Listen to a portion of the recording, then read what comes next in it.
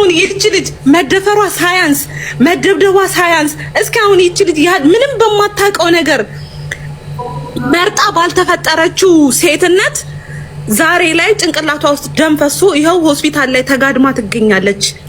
ምንም አታሳዝንም? እውነት እስኪ እንነጋገር። ታውት እኛ ሴት ስለሆንን ነው እንበል። ወንዶች እንኳን ስታዩት እንደው ምንም አታሳዝንም? ወላሂ በጣም ነው የምታሳዝነው። የእውነት እኔ ሰው እሺ መደፈር ያጋጥማል። እሺ ይሄ ሁሉ መደብደብ ምን አላችሁ ላይ ታሜ ምን እንደምናረግ ታውቃለህ? የኢማራት ውስጥ እየኖራችሁ የዚህ ልጅ ፎቶ አድርጋችሁ ቤታችሁ ከፍታችሁ በአገር ልጅነት የምትመጡ ከሆነ የዘር ጉዳይ አይደል፣ የሃይማኖት ጉዳይ አይደለም። ነገርናችሁ። ላይፋችሁን እንደዚህ እንዳለ ይዘን ደግሞ እናንተንም እናስለቅማችኋለን። ከዛም ሲኒፍ ተውዳ ነሞታ አከናት ልጅቹ Ega obboleettiin keenya kuni akkuma nama kamiituyyuu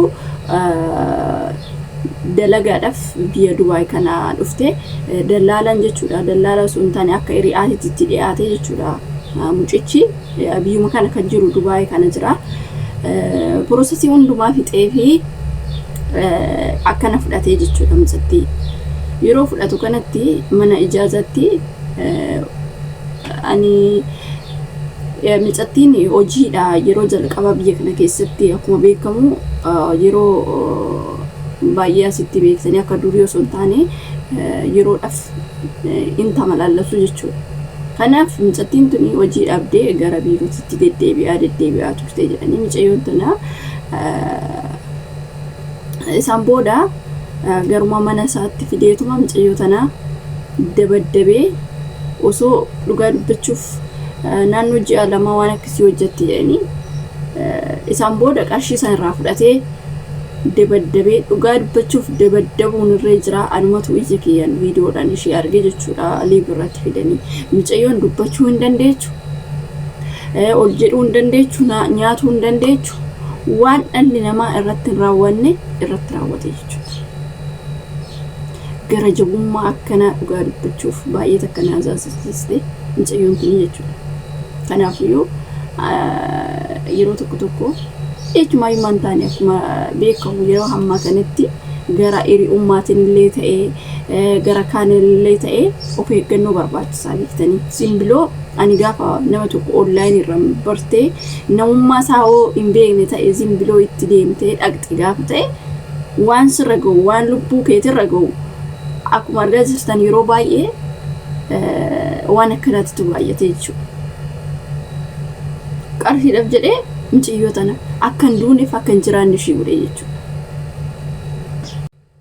Akkan duunee fi akkan jiraanne ishii godhe. Hedduu takka garaa nama nyaatti. Birri irraa fudhatee osoo dhiise. Mucattiin tuni miskiina maatii isheen barbaada maatii ishee faa jiraattu. Mucayyoon tuni dhugaa dubbachuuf waan fayyiteetis nama taatu natti hin fakkaanne baay'ee takka naazaasiste. Dabaddabeet illee hin dhiisne dhugaa dubbachuuf waan inni ishee irratti raawwate gurri namaatu gurri seexanaatu kan hin dhagaye. Hedduu takka gisee takkaan lubbuun nama keessaa baatee irree wayya dhugaa dubbachuuf hedduu takka na gaddisiiste. Engidihi mucichirree biyya kana keessatti immoo wanjala hojjettee ejumaayyuu hin baatu hoggasuma barbaadanii poolisiidhaan qabame jedhanii mucayyoon gin baay'ee tokko baay'ee namni hin jedhamne nyufra jirti. Engidihi waaqayyoon ishee amaaru baay'ee takka na gaddisiiste dhugaa dubbachuuf ijoolleen akkana fakkeenyaaf amma ijoolleen tokko beektanii baay'eedha biyya kana keessatti beeruutirraa biyyoota garaagaraatirraa osoo nama hundoo hin beekin gara onlaayiniitiin qofa baranii kan deemanii dhufanitu jira. Isaan mushkilaan isaan irratti raawwatan mushkilaa miti. Kanaafuu osoo nama hin beekne osoo nama hin qabne deemuun gaarii miti. Sirriitti yeroo kana of eeggannoo gochuun barbaachisaadha. Akkuma argaa jirtanii miila darbe mucayyoon takka mucaa tokko gara onlaayiniitiin bartee Itoophiyaatti isumatu fuudhee achumatti ishee ajjeesee ishee biraa deebi dhageessan natti fakkaata warri miidiyaa fayyadamtan. Ilaala isarraa barumsa nuuf yaa ta'u barumsa siniif yaa ta'u osoo nama hin beekne eenyumaayyuu maan taane eenyumaayyuu bakka fe'etti maan taane nama hin beekne tokko itti deemuun hin barbaachisu. Yeroo ammaa kanatti fira keetillee ta'ee maal keetirree ta'e akkas guutumaan guututti amanuu miti of qusannoo gochuudha.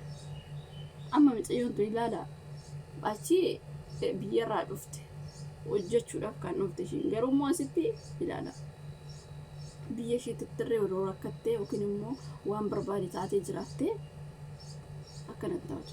Baay'ee takka nama gaddisiisa dhugaa dubbachuuf akkuma akka amma asirratti haasa'u kana miti ishiin garuu baay'ee takka waan baay'ee tokko dhugaa dubbachuuf nama gaddisiisu keessa jirti. Kanatti cabsee bakka waan dhalli namaa dhugaa dubbachuuf waan dhalli namaa namarratti raawwanne isarratti ishee irratti raawwate maaliif akka kana garaa walitti jabaatu bicha dhalli namaa hin beeku. Baay'ee takka nama gaddisiiste dhugaa dubbachuuf. Kanaaf waan akkana kanarratti of eeggannoo gochuun barbaachisaadha isiniin jechuu barbaaditan obboloota koo. Yeroo kanatti namoota garaa walitti jabaachuudhaaf baruma akkanaatti ta'ellee hin beeku. Dhugaa hedduu takka waan baay'ee ani waanuma tokko dhugaa dubbachuuf waanuma tokko waan gaarii tokko guyyuma guyyaadhaan gaafa miidiyaa kana waanuma tokko waanuma gaarii ta'e tokko dhaga'ee hin beeku. Dhalli namaa bakka akka dhagaatti walitti cakkanaa jira akka dhagaatti waan amma nan jedhan amma fakkeenyaaf dallaalatu jira amma biyya kana jechuudha. Amma yeroo ammaa kanatti Dubaay kanatti namoota hedduudha ijoollee dhiiraa kan akka jiranitti yaa'u jireenya biyyaatis baay'ee tokko waan ammarrareef gara kana gaafa dhufan dallaalicha shidhaasii maal godhaa namicha nama jabaadhaa beektanii ifidee gaafa fiduu kan inni hojjete san kan isaan hojjechaa oolan irraa fudhata. Biyya kanatti fidee jechuudha.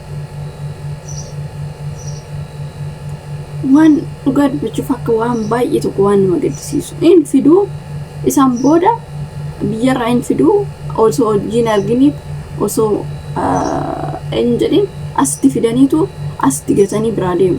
Namoota meeqatu rakkachaa jira biyya kana keessatti. Tarii warri dubartoonni illee yaa ta'uuti warri dhiiraa immoo fidanii gaafa akkasitti rakkatanii akkas waqa baay'ee tokko waan dhugaa dubbachuuf sanuu qarshii xiqqoodhaan hin dhufa warri dhiiraa jechuudha. Qarshii xiqqoodhaan hin dhufanii qarshii baay'eedhaan kan dhufan asitti rakkisuu baqa yeroo ammaa kanatti namoota garaa walitti jabaataa jira jechuudha. Maaliif akka ta'e hin beeku. Dhalli namaa maaliif akka bineensa walitti ta'u bichaa hin beeku dhugaa dubbachuuf. Yeroo ammaa kanatti baqa waliifis namni waliifis namu hin jiru namni waliifis azan hin jiru walitti baqa garaa walitti jabaate dhalli namaa baqa bineensuma walitti ta'aa jira jechuudha dhugaa dubbachuuf. Namni baqa xiqquma shi waliif azan tokko hin jiru beektanii waliif gaddu tokko hin jiru. Amma mucayyoo asitti rakkataa jirtu tana waa baay'ee dhugaa dubbachuuf waa baay'ee yeroo eenyu jedhan keessa kiyyatu na gubataana dhugaa dubbachuuf. Namni osoo dhugaa dubbachuuf osoo namni amala akka walii qaba ta'e uummanni Itoophiyaa kun amala akka walii qaba ta'e injaan Itoophiyaan tuninuma biyya hunduma caalti natti fakkaata. Gin amala akka walii dhiisaa namni uummanni bineensa walitti ta'aa jira. Qarshii caalchifachaa jiru beektanii wal gurgurachaa jiru yeroo ammaa kanatti jechuudha. Qarshiin